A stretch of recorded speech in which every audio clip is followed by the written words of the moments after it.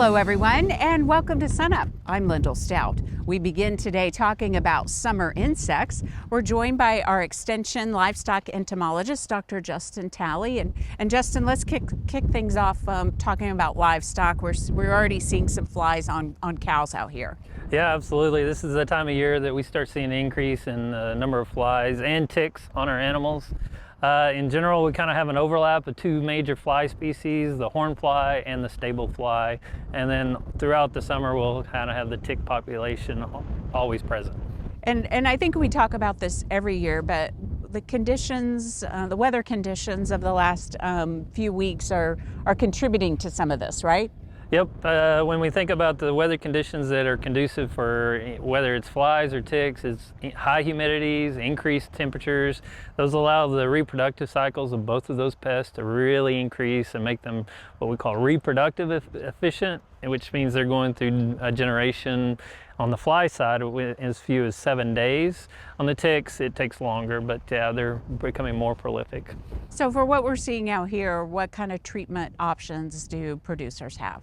Yeah, right now there's two major fly pests that they need to be concerned with, and the one is the stable fly, and that's the one that's feeding on the legs of cattle and of horses as well. And the main thing what we want to do is try to get some kind of treatment to provide them some relief. The other fly pest is a horn fly, and that one is a little bit more dynamic because you have multiple options. The options are really you can do an insecticide ear tag, or you could do sprays, or you could do pour-ons. And then a lot of our producers incorporate what we call insect growth regulators into their mineral feed that prevents that horn fly from emerging from the manure. Let's switch gears and talk about the specifics for horses. What are you seeing and what are the options for treatment? Yeah, horses are a little bit more complicated because we don't have that many options. One of our main options for treatment on the insecticide are pyrethroids. And it's heavily used, and it's so heavily used not just in the animal sector but across the board that we start to see resistance. There's two main methods that we want to try to attack a fly problem around horses. The first one is identify where they're coming from and try to figure out if you can clean some of that area up. Clean up any hay area. If you fed hay over the winter, you need to clean that up. The other approach is trying to attack the fly problem within the barn and on the horse. And so on the barn, there's several options that you can spray the walls of the facility that kind of targets the fly's behavior to want to land on a vertical surface. You spray these walls, it can control them that way. There's some baits that can be used that are really good. Where you position those baits is key though, and so you don't want to put them right by your horse. You want to put them right on the periphery of your barn somewhere.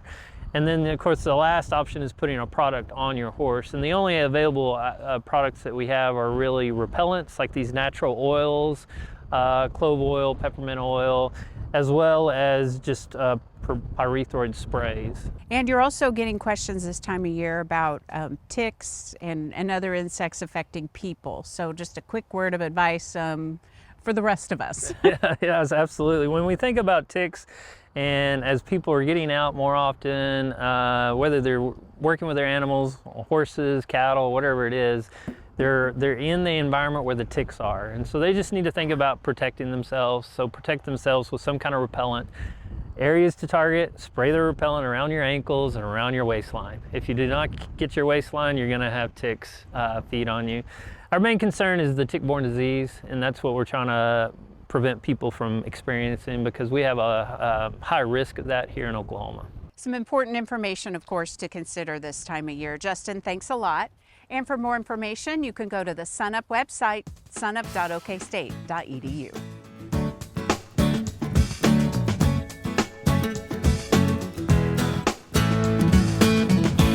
Welcome to the Mesonet Weather Report. I'm Wes Lee. Although we are still in spring, the temperatures lately have been more summer-like. A multi-day heat wave took temperatures in the west to over 100 from the weekend through Tuesday. This had daytime highs being about 20 degrees above normal for this time of the year. On Monday, actual high temperatures broke multiple records, including the high recorded in Altus of 107. This reset the daily highest temperature ever recorded on that date from the 106 seen at Hollis 11 years ago. On Tuesday, the highs still came in above the century mark in the west. 102 was recorded at multiple locations. Add to that was the advent of a stiff heat index to deal with. Heat index takes into account air moisture along with the temperatures. We saw heat index numbers above 100 across most of the western half of the state, but the worst conditions continued to be in the far southwest. The temperatures changed in April from being below normal for the first part of the year to higher than normal. Unfortunately, heat is likely to continue to be an issue going forward according to the forecast maps.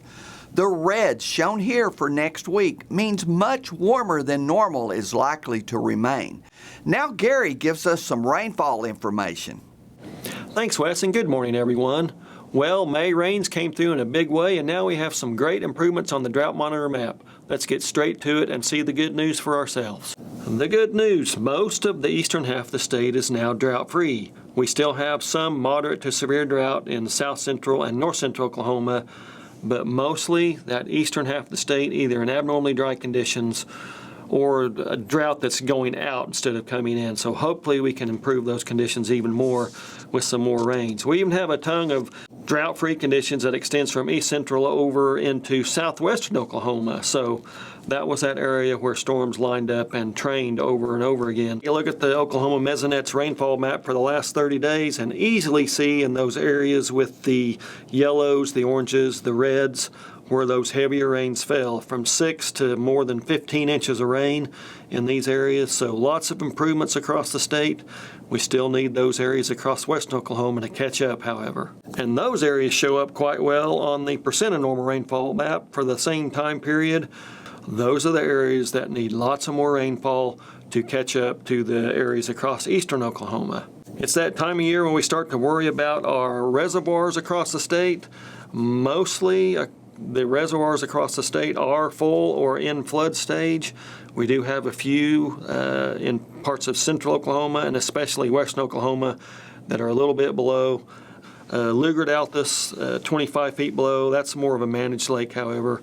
Tom Steed, 5 below. Frederick, 3 below. So by and large, the lakes across southwest Oklahoma are still doing okay. So we got a great first 10 days of May, lots of rain. Now we need to add some more. That's it for this time. We'll see you next time on the Mesonet Weather Report.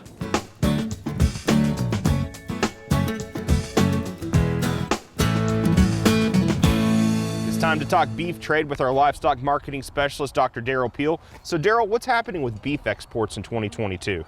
You know, we have data now for the first quarter of the year, so at this point, beef exports in quantity terms is up a little bit over 6%. Remember that last year, 2021, we set a new record on beef exports, so we're ahead of that pace so far this year. And of course, value continues to go up as well. So we've had a lot go on in the past couple of years, a pandemic and just drought right now. So how have beef exports changed in recent years? Well, you know, for many years, Japan was the biggest U.S. beef market. In recent years, South Korea has been closing that gap, and so far, actually, in 2022, South Korea is our biggest beef export market, first 3 months of the year. Japan is number 2. And then, you know, the big change in the last couple of years has been the combined China-Hong Kong market. It's been growing rapidly, and it's number 3 and closing the gap. You know, as a share of our beef exports, only a couple of percentage points behind Japan at this point. So what about beef imports? Beef imports in the early part of the year are up sharply, up over 41% so far this year. It's up really from most of our major suppliers, but the big increase has been from Brazil. And so that's been the biggest change, but we're getting a little bit more from Australia, a little more from Mexico, a little more from Canada as well. New Zealand is about equal to last year. So why has there been such a big change with beef imports with Brazil? You know, there's several things going on with Brazil. One is that they do have additional access now. So we expect some increase in imports from Brazil because they can now bring fresh product to the U.S. They were restricted to only cooked product for several years prior to that. However, I don't think the current pace will probably continue. at this point. Brazil, there's been some movement. They were kind of knocked out of the China market, which was their biggest market for late last year. So I think they probably had some product that was looking for a home, if you will. And the other thing is, of course, the U.S. has tariff rate quotas that kick in now. Brazil has filled the open market quota already so far this year, so it'll be more expensive to bring that product up here for the remainder of the year. I expect that it will temper those imports as we go forward. Has Russia's war with Ukraine impacted beef exports or imports at all in regards to, with our market here in the U.S.? On a global basis, I really haven't seen a lot of impact. Russia was a relatively small importer of beef in recent years. It's probably affected whoever was supplying that before a little bit. But in general, we haven't seen a lot of impacts. The U.S. hasn't exported any beef to Russia in a decade. And so we've seen no direct impacts, and really I don't see a lot of impacts in general in the global beef trade as a result of, there's a lot of other impacts, but maybe not so much in terms of beef trade with the war in Ukraine. Yeah, before we let you go, pasture conditions. You can see right now it's pretty muddy out here. We got some rain in some parts of the state, got a lot of rain. Some parts of the state didn't really get any or get that much. So was it too far past, like in regards to drought for pasture conditions, or is there still some wiggle room in there where it can really help producers? It was kind of right at the 11th hour, but I think it's in time to do some good. It's still early May here, so the moisture that we got in central and eastern Oklahoma will do a lot to bring on pasture and hay production here. A little bit later than we would like, but it'll definitely help. And even out west, it's still dry, that we're not out of the drought there, but a little bit of moisture there will give them a little bit of at least some initial growth. And that may provide some very important flexibility for those producers, even if they still face drought conditions in the not too distant future. All righty, thanks, Derrell. Dr. Derrell Peel, livestock marketing specialist here at Oklahoma State University. The SUNUP website is new and improved after a much-needed digital facelift. Whether it's the latest episode or recent show links, you can easily access all of our latest content and information. The SUNUP website is also a good place to start if you want to track down fact sheets, information on upcoming events, research, and academic courses. If you haven't been there in a while, go ahead and bookmark us at sunup.okstate.edu.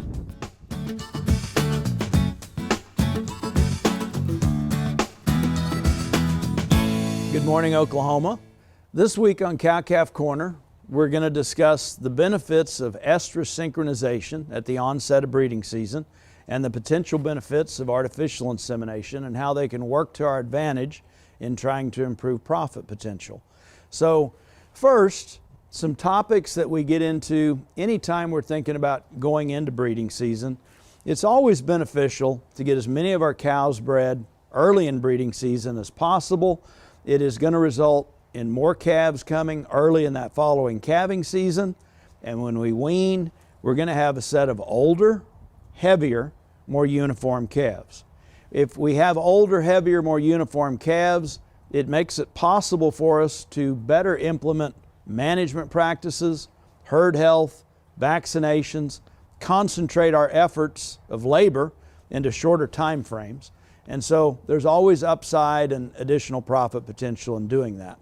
So when we talk specifically about estrous synchronization, if we do that going into a breeding season, the big upside for us, if we go out and we've got those females that are 45 days to 2 months postpartum, if we begin a synchronization program at the point we're ready to begin breeding or turning out bulls, we see a higher percentage of females coming in initially in those first few days. And so if we're breeding natural, or specifically if we're checking heat for the sake of doing AI, we can concentrate our heat detection into a few days there. And even those cows that don't conceive are going to remain synced up to a degree so that even within the first 18 to 25 days of breeding season, we're going to see more return heats on those. So if we're checking heat for the sake of AI, it concentrates our labor into shorter time frames, and we're not out there continuously checking heat over a couple months or potentially 3 months. And so the upside is more of those cows get an opportunity to get serviced within the first 3 weeks of a breeding season, which relates to more calves coming in a timely fashion that following calving season. The other upside, if we're going to go to the time and expense of estrous synchronization, is it permits us to use artificial insemination, or using bulls that have got more genetic value for traits that are economically important to us than we could necessarily get with just natural service sires. And so that's kind of the other advantage that folds in to estrous synchronization, is potentially catching those cows and doing some AI work on them, at least in the early stages before we may turn out a bull to breed natural service. And so as we think long term, defined breeding seasons permit us to manage better. If we can synchronize estrus at the beginning of breeding season, we end up seeing more calves born earlier that following calving season, which increases our profit potential. Appreciate you joining us this week.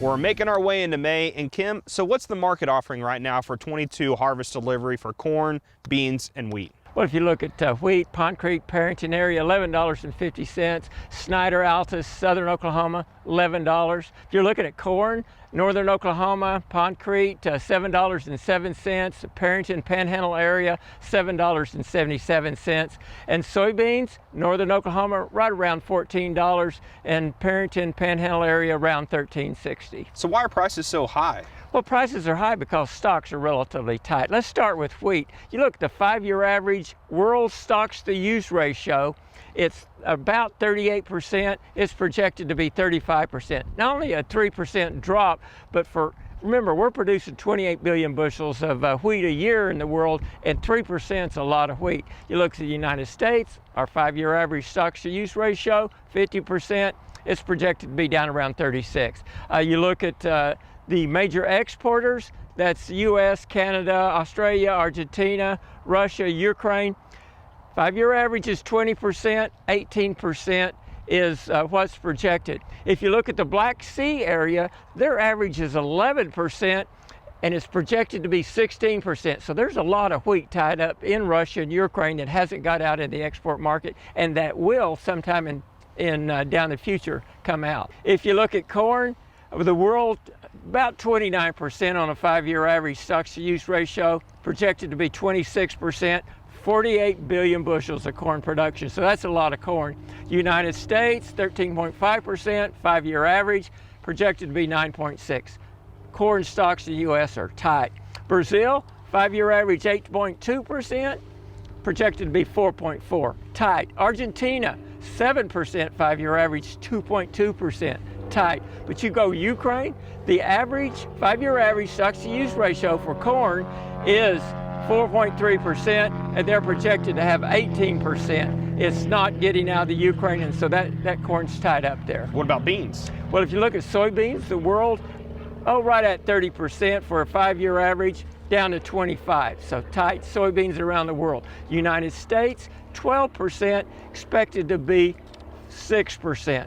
Tight beans in the US. Brazil, their 5-year average is right at 25%, projected to be down to 16. So you've got tight soybeans everywhere around the world. So using that crystal ball, what do these numbers tell you, and what is your advice to producers? Well, I think what producers want to know is how long these high prices are going to last. And you look at wheat especially, I don't think you can fill the void for wheat. Even if you do get that wheat out of the Black Sea area, now if it starts coming out of exports in Ukraine and Russia, our wheat prices are going to go down a little bit. But you're looking at strong wheat prices for the next 2 years, I believe, maybe 3, but at least 2. You look at corn, I think it's close to the same situation. I mean, stocks are so tight with high nitrogen prices, fertilizer prices, fuel prices, a shortage of equipment. I think you're looking again another 2 years or so, maybe 3, before you can get that supply built up to bring these prices down some. And soybeans is the tightest one of them all. But we've got more acres of beans this year. They use less nitrogen, so they could come down a little faster than the wheat or the corn. All righty, Kim. Dr. Kim Anderson, Grain Marketing Specialist here at Oklahoma State University.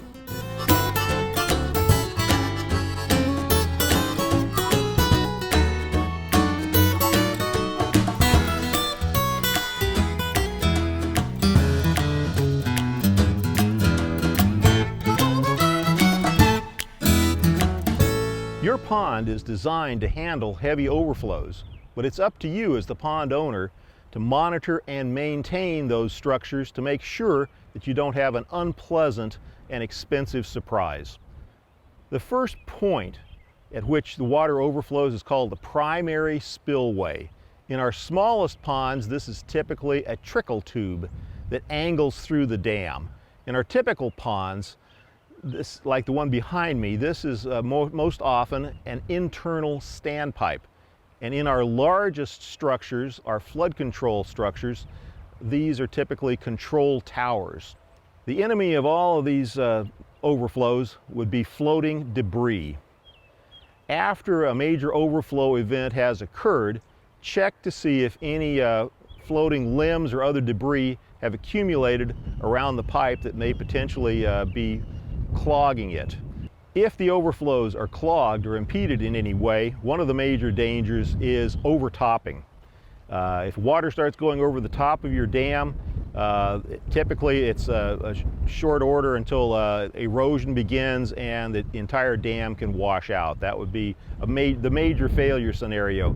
Less dramatic but equally important would be the failure of the structure itself that can be more incremental, leakage around a pipe or in a collapse or perhaps something besides floating debris clogging it. Occasionally we have turtles that get into pipes, and that's an especially hard problem to tackle. Be very careful about trying to clear debris during overflow events, especially on those control towers, because that's a major safety hazard. You can get entrapped and it's a major drowning hazard.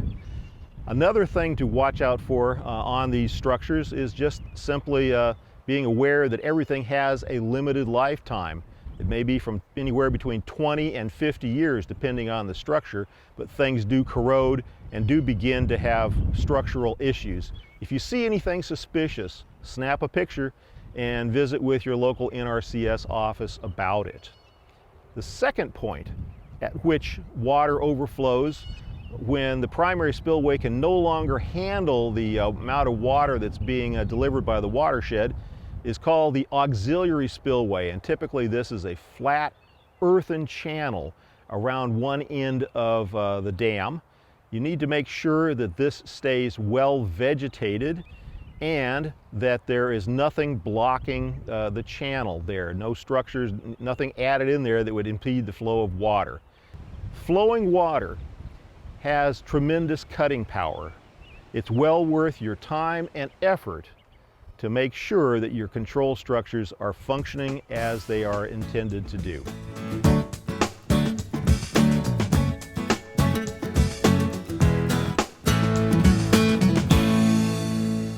Finally today, a look at the unique research project that pairs the USDA with the OSU Water Resources Center to study the structural integrity of dams. SUNUP's Seth Fish put together this story.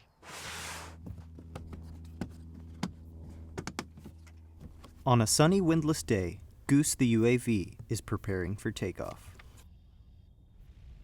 Once off the ground, Goose begins an autonomous flight, taking a series of photos that will later be stitched together for a very important purpose: mapping and monitoring the aging infrastructure of our dams and watersheds. We call it dam tags for short, but it's the dam analysis modernization of tools, applications, guidance, and standardization. And so it's a way of supporting the aging infrastructure that has been constructed by USDA over the past 80 years. There's nearly 12,000 flood control dams nationwide, and right here in Oklahoma we have over 2,100 of those structures.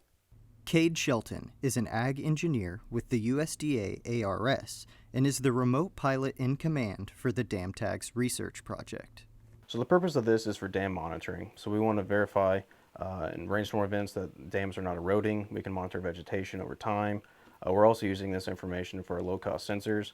We can do radio span spectrums. So we can go in on these dams and configure different points. And we can do flight studies to see where our radios would work best for our low-cost sensors. So the things that we're looking for is a base run for the first to get an idea of what is there. So the good thing about this software is you have the ability to refly. So once you refly, a month, 2 months, 6 months later, you can overlap those images to see if anything has changed. So you can see if there's been anything eroded, anything breached on the dams, any big large cracks in the spillway. So that's kind of the information that we're looking for.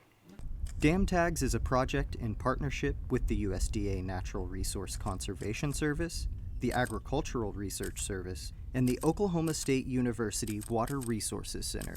Really, we play a supporting role to the USDA Ag Research Service on this. They have the scientists that they're doing a lot of the research, but we provide a lot of the technical support. So we have the modelers, the app developers, the database managers, the GIS specialists, that really make everything come together and make that data available to those decision makers. And they've been doing fantastic research out here at the Hydraulic Engineering Research Unit here below Lake Carl Blackwell for decades. Goose is just one small piece of Dam Tags research. Dam Tags is in the early stages of research and development and is projected to be a 5-year project. The USDA, with the help of Oklahoma State University, are seeking to revolutionize the way we monitor these ever-important structures. Water is important to human life, and the downhill side effects, if there was to be a breach or overflow of those dams, could be catastrophic. So we want to monitor those to make sure that that will not happen, and we can include that on our list. For SUNUP, I'm Seth Fish. That'll do it for us this week. Remember, you can see us anytime at sunup.okstate.edu and also follow us on YouTube and social media. I'm Lyndall Stout. Have a great week, everyone, and remember, Oklahoma agriculture starts at sunup.